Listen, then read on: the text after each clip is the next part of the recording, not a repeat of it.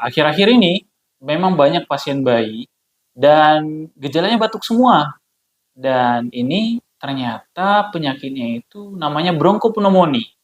Bronkopneumonia ini yaitu infeksi di bagian bronkus dan eh, bagian parenkim parunya. Nah, ini tuh salah satu penyebabnya adalah rokok.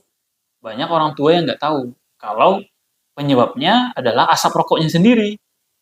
Ternyata bukan asap rokoknya doang, bau rokoknya juga itu juga berpengaruh kepada batuk si anak tadi.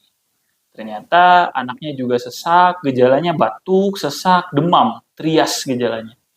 Jadi untuk bapak-bapak coba dikurangi rokok Anda untuk menyelamatkan keluarga Anda.